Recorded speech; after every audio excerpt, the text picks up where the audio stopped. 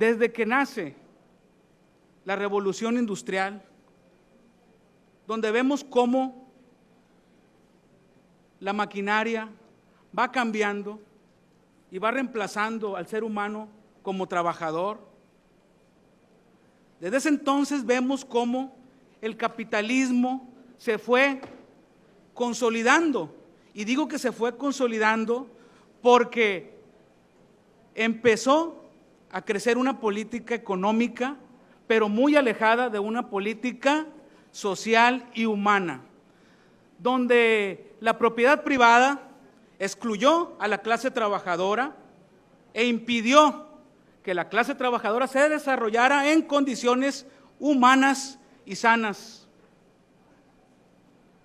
A como siguió avanzando, vimos cómo estas mismas condiciones fueron generando inconformidad y deseos de mejorar de la clase trabajadora, y vimos que en el año de 1886, un día 1 de mayo, unos trabajadores de una fábrica de Chicago se inconforman y empiezan a buscar esas mejores oportunidades para ellos y para todos los trabajadores, donde demandaban mejores jornadas laborales y mejores condiciones en sus áreas de trabajo.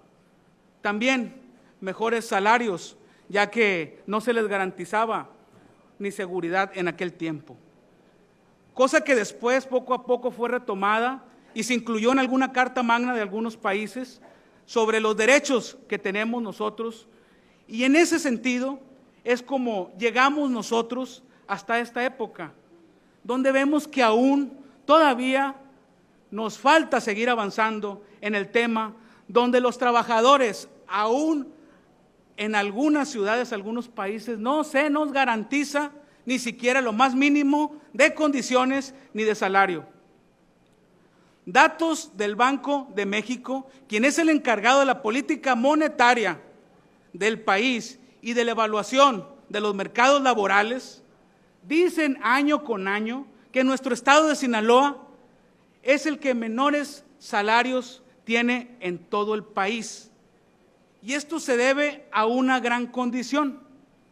Somos considerados zona agrícola, pero aún así estamos por debajo del estado de Oaxaca y de Guerrero.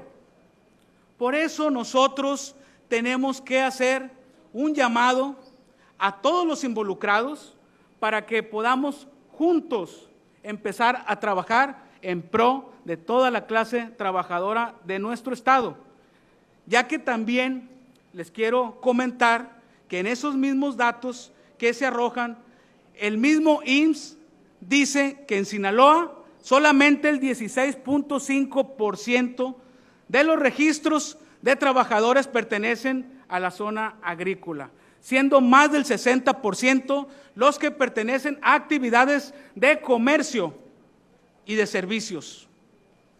Entonces hay algo ahí que no está muy bien regulado, ya que ser considerado zona agrícola para tener solamente un 16.5% de trabajadores registrados en la área agrícola, pues no nos dan las cuentas. Por eso hacemos un llamado a todas las cámaras empresariales, a la CODECIN, poner ojo en este tema.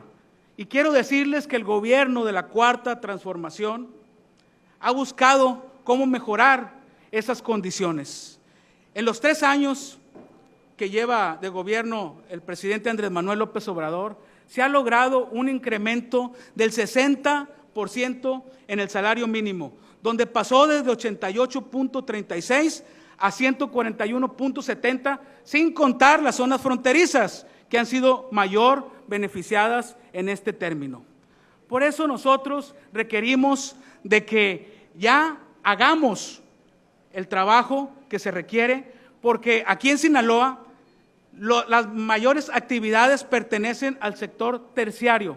Por eso el gobierno de la Cuarta Transformación ha apoyado con sus programas sociales al sector primario, porque necesitamos que haya mayor productividad para que haya mejores salarios en nuestro estado. Y también tenemos que buscar las condiciones cuando traemos la inversión extranjera a nuestro país.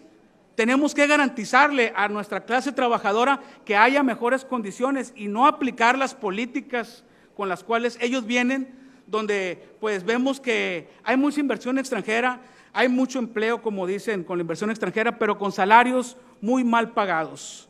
En ese sentido, tenemos que empezar a trabajar, tenemos que buscar las maneras, cómo nos vamos a coordinar para generar esas condiciones para todos los trabajadores y trabajadoras de nuestro estado y de nuestro país.